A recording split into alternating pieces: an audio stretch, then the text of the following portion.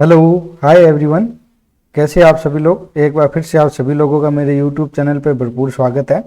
हम लोग previous year questions देख रहे थे जो कि आने वाली परीक्षाओं में बहुत इंपॉर्टेंट रहेंगे। इसमें हम देख रहे थे कि किस तरह से जो हम छोटी छोटी गलतियां करते हैं वो हम लोग ना करें। ठीक है, तो हमारे राजस्थान पॉलिटी के क्वेश्चन चल रहे हैं। अभी आपका असिस्टेंट प्रोफेसर का एग्जाम होने वाला है, उसमें आपका थर्ड पेपर जो होता है उसमें आपका एक सब्जेक्ट आएगा राजस्थान पॉलिटी। राजस्थान पॉलिटी तो आरपीएससी के जो प्रीवियस ईयर के क्वेश्चन है वो मैं यहाँ पे लेके आया हूँ। इसमें मैंने आपको ये भी दिखाई है कि किस तरह से क्वेश्चन है जो बार बार रिपीट होते हैं और कौन सी छोटी छोटी गलतियां हैं वो हमें इग्नोर कर देते हैं। उन गलतियों को हम इग्नोर कर देते हैं और हमारा क्वेश्चन भी गलत हो जाता है। मैंने आपको बहुत सारे क्वेश्चन ऐसे भी दिखाए हैं जो बार बार रिपीट हो रहे हैं और उनमें एक दो शब्दों का हेरफेर होता है। आज भी ऐसे क्वेश्चन दिखाऊंगा मैं आपको। तो चलिए अपनी क्लास है वो शुरू करते हैं। क्लास को शुरू करने से पहले आप वीडियो को लाइक कर देना, शेयर कर देना, चैनल को सब्सक्राइब कर देना और नीचे डिस्क्रिप्शन में मैं आपको मेरे टेलीग्राम चैनल का लिंक दे दूंगा, वहां से आप मेरे टेलीग्राम चैनल पे जुड़ सकते हैं। ठीक है, किसी प्रकार की समस्या हो तो आप मुझे कमेंट करके भी पूछ सकते हैं। तो आज का पहला जो क्वेश्चन है वो है राजस्थान लोक सेवा आयोग अपने कार्यों का वार्षिक प्रतिवेदन प्रस्तुत करता है। यानी जो अपनी जो एनुअल रिपोर्ट बनाता है आरपीएससी एक एनुअल रिपोर्ट भी बनाता है अपनी। वो रिपोर्ट है वो किसको प्रस्तुत करता है, तो वो करता है राज्यपाल को। राज्यपाल को अपनी रिपोर्ट वो सौंपता है। ठीक है, मैंने आपको बताया है कि आरपीएससी के बारे में आपको बताऊंगा, प्रत्येक आयोग के बारे में मैं आपको डिटेल से बताऊंगा, डिटेल से पढ़ाऊंगा। तो आप लोग उन वीडियोस का इंतजार जरूर करना। ठीक है, मेरे टेलीग्राम चैनल से आप लोग जुड़ जाइए, वहां पर आपको इसकी लिंक मिल जाएगी। तो राजस्थान लोक सेवा आयोग और जो भी इसका जो डाटा है, जो भी मैं यहाँ पर आपके लिए जो मैटर उपलब्ध करवा रहा हूँ, अवेलेबल करवा रहा हूँ, वो सारा ऑफिशियल डाटा है। ठीक है, आरपीएससी की साइट से मैंने उठाया या फिर जो भी ऑफिशियल साइट है वहीं से मैं ये सारा डाटा लेके आता हूँ। ठीक है, राजस्थान लोक सेवा आयोग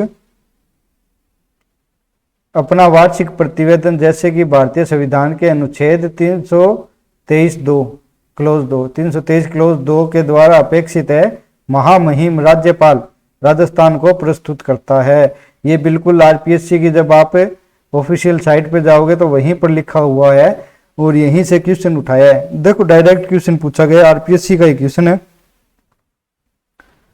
डायरेक्ट क्वेश्चन है कि राजस्थान लोक सेवा आयोग अपने कार्यों का वार्षिक प्रतिवेदन प्रस्तुत करता है किसको, राज्यपाल के समक्ष।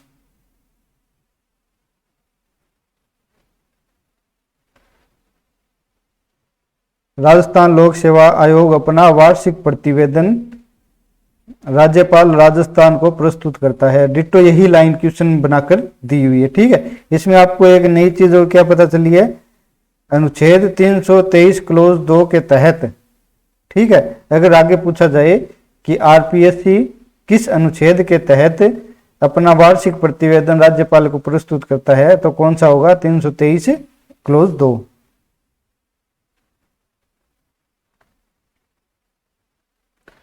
अब अगला है राजस्थान नगरपालिका अधिनियम 2009। क्वेश्चन को ध्यान से पढ़ा करिए, क्या पूछा गया क्या नहीं पूछा गया। ठीक है, 2009 के प्रावधानों के अनुसार राज्य सरकार द्वारा नगर परिषद में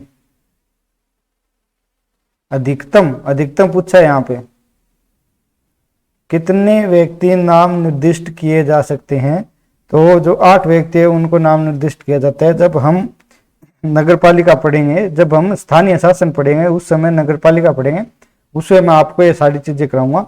तो क्वेश्चन में देखना क्या दे रखा है, अधिकतम पूछा है। हो सकता है यहाँ पर अधिकतम की जगह न्यूनतम आ जाए, तो न्यूनतम आएगा तो आंकड़ा आपका बदल जाएगा। ठीक है, और दूसरा दे रखे नाम निर्दिष्ट, यानी कि मनोनीत कर सकता है। एक एक शब्द का आपको मतलब भी पता होना चाहिए, मनोनीत। तो कितने व्यक्तियों को, 8 व्यक्तियों। अगला है राजस्थान प्रशासनिक सेवा अधिकारियों को पहली बार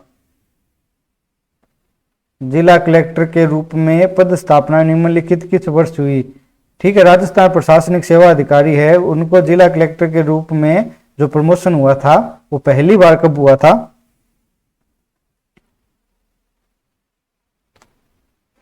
तो वो हुआ था आपका 2018 में, पहली बार ऐसा हुआ था। ठीक है,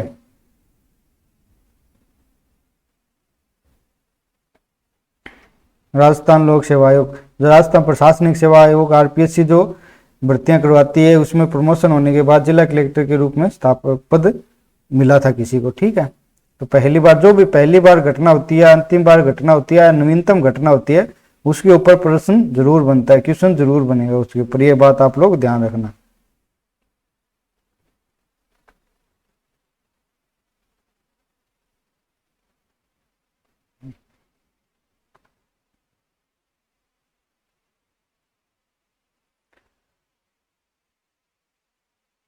अगला है, राजस्थान के निम्नलिखित मुख्यमंत्रियों में कौन है वो लोकसभा के सदस्य नहीं रहे हैं। ठीक है, ध्यान रखना किसका पूछा है, लोकसभा का पूछा है।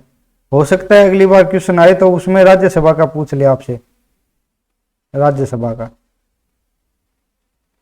तो आपका आंसर आएगा हरिदेव जोशी, भैरों सिंह शेखावत और बरकतुल्ला खां, ये जो है लोकसभा के सदस्य नहीं रहे। बाकी टीकाराम पालीवाल जो है ये लोकसभा के सदस्य रह चुके हैं, यानी कि सांसद रह चुके हैं।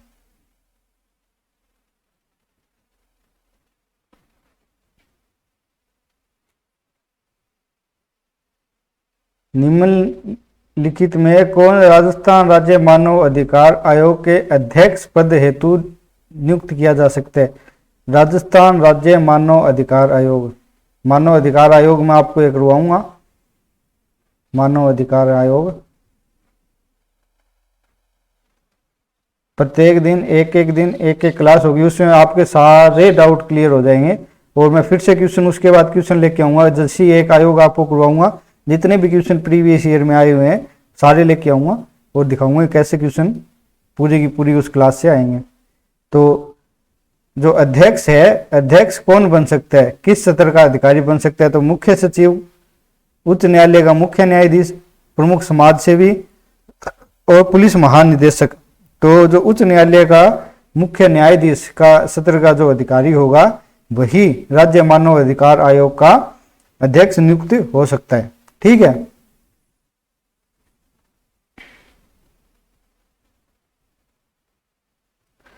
अगला है, राजस्थान पंचायती राज अधिनियम 1994 की किस धारा को संशोधित कर ग्राम सेवक के स्थान पर ग्राम विकास अधिकारी अभिव्यक्ति को प्रतिस्थापित किया गया था। तो वो है धारा 89 आपकी, इसी को प्रतिस्थापित किया गया था। ग्राम सेवक की जगह क्या फिर बोला जाने लगा, ग्राम विकास अधिकारी।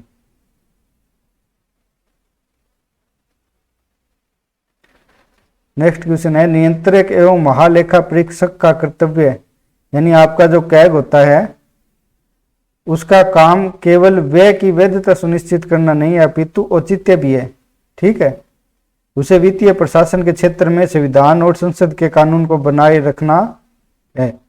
तो बिल्कुल ये कथन और कारण दोनों सही है। ये राजस्थान पॉलिटी का आपका क्वेश्चन नहीं है, ये इंडियन पॉलिटी से क्वेश्चन है, फिर भी मैं लेके आया हूँ। अगर आप चाहते हो तो इसको छोड़ सकते हो, आंसर आएगा इसका दूसरा, यानी आर और ए दोनों सही है और इसकी व्याख्या भी है सही करते हैं। यानी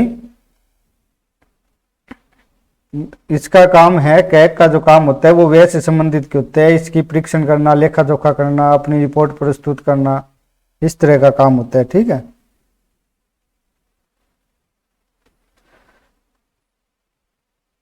अब है राज्य निर्वाचन आयोग, राजस्थान से संबंधित निम्नलिखित कथनों पर विचार कीजिए। ये क्वेश्चन रिपीटेड क्वेश्चन है। राज्य निर्वाचन आयोग राजस्थान का गठन दिसंबर 1994 में हुआ था। कब हुआ था? दिसंबर 1994 में। इसका एक सचिव होता है जो राज्य का मुख्य निर्वाचन अधिकारी भी होता है। तो कौन सा कथन सही है? पहला दूसरा दोनों, और दोनों ही गलत है। तो मैंने आपको ये बार बार करवा दिया, 2 बार पहले भी आपको एक करवाया था, मैं आपको फिर से दिखा दूंगा। तो ये जो दिसंबर नहीं है, ये है जुलाई 1994।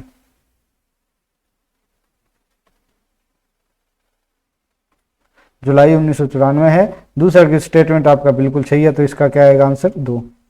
तो ये हमने पहले देखा था, तब वहां पर आपको डेट दे रखी थी अप्रैल 1994। जब दोबारा हमने क्वेश्चन देखा था तो उस समय आपको डेट दे रखी थी जुलाई 1994, यही डेट है। और इस बार आपको क्या दे रखी है क्वेश्चन में, दिसंबर 1994। तो देखा आपने किस तरह से सिर्फ एक ये महीने में बदलाव किया, महीने में बदलाव करने से आपका क्वेश्चन सही और आपका क्वेश्चन गलत दोनों हो गए, आपका स्टेटमेंट सही और गलत दोनों हो गए सिर्फ एक महीने के फेरबदल में। ठीक है, अगर आप चाहते हो तो मैं आपको क्वेश्चन दिखाता हूं अभी।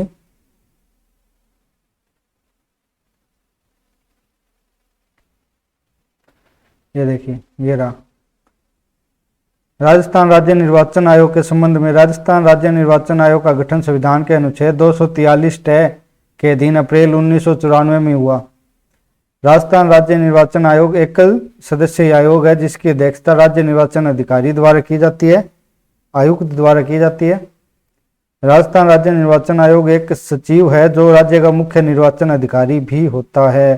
सेम स्टेटमेंट यही है, बस इसमें क्या चेंज किया है, अप्रैल की जगह दिसंबर दे दिया, लेकिन आंसर क्या होगा, जुलाई।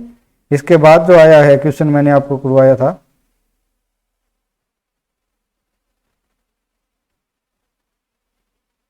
वो मैं आपको दिखाता हूं।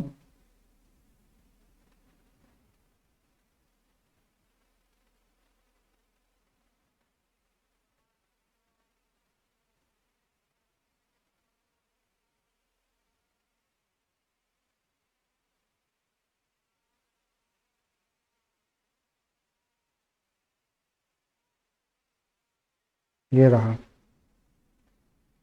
देखिए बिल्कुल वही क्वेश्चन है। भारत के संविधान के अनुच्छेद 243 के अधीन जुलाई 1994 में इसका गठन किया गया। राजस्थान के राज्य निर्वाचन आयोग के प्रधानत्व में यह एक सदस्यीय आयोग है। ठीक है, स्टेटमेंट वही है, क्या किया है, बस जो जुलाई 1994 वहां पर दिसंबर 1994 दे दिया, और ये आपका जो आर्टिकल है इसको हटा दिया। वही है, रिपीटेड क्वेश्चन है। देख लो किस तरह से क्वेश्चन रिपीट होते हैं, बस आपको अच्छे से तैयार करने हैं। प्रीवियस ईयर क्वेश्चन जो भी है उनको बिल्कुल अच्छे से आपको तैयार करना है। ठीक है,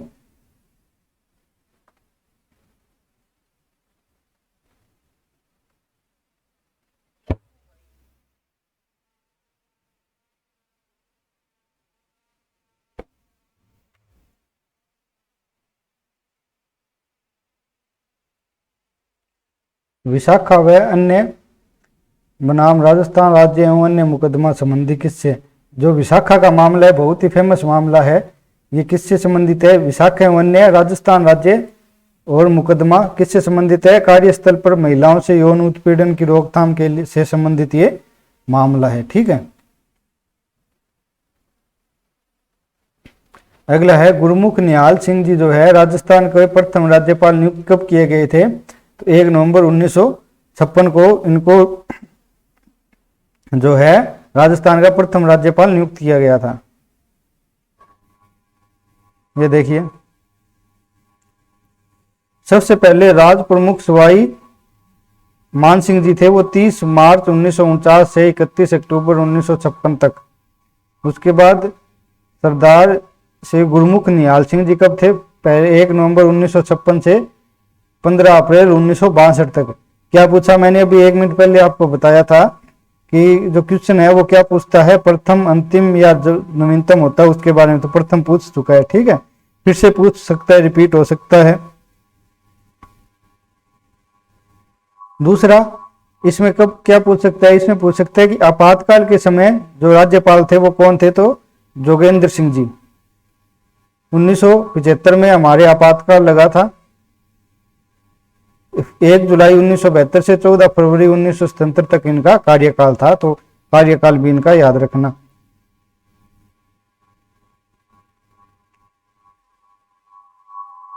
ठीक है, पूरी लिस्ट है, आप लोग इस लिस्ट को देख लेना।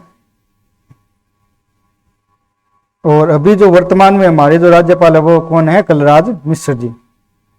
कितने क्रम में कितने नंबर के हैं वो, 44 नंबर के, 44, कलराज मिश्र जी।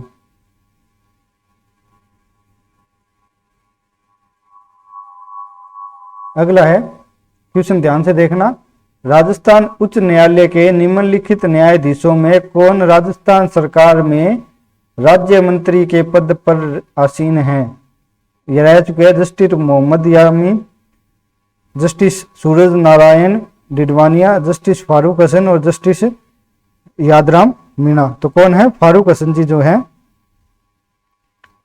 वो रह चुके हैं। तो आप लोग एक काम याद जरूर करना, जो भी आपके जज रह चुके हैं, मुख्य न्यायाधीश या न्यायाधीश रह चुके हैं, उनको अन्य कौन सा पद मिला, या किसी आयोग के वो अध्यक्ष रह चुके हैं, या फिर किसी प्रकार के उनको मंत्री का पद मिला है, कुछ और बने, कैबिनेट मंत्री बने, या फिर सांसद बने हैं, मनोनीत हुए हैं, क्या हुए हैं, उनकी आप लोग एक लिस्ट बनाना और उनको जरूर याद करना। ठीक है, तो आज बस यहीं तक क्वेश्चन। आप लोगों का बहुत बहुत धन्यवाद यहाँ तक बने रहने के लिए। डेली ये वीडियो आती रहती है, तो आप बताइए आपको ये वीडियो कैसी लगी। ठीक है, कमेंट करके जरूर बताना, वीडियो को लाइक कर देना, चैनल को सब्सक्राइब कर लेना। ठीक है, इसके अलावा कोई दिक्कत हो तो आप मेरे टेलीग्राम चैनल से जुड़ सकते हैं। किसी प्रकार की दिक्कत हो वहाँ पर आपको वीडियो के लिंक भी मिलते रहेंगे। तो मिलते हैं अगली क्लास में, बाय।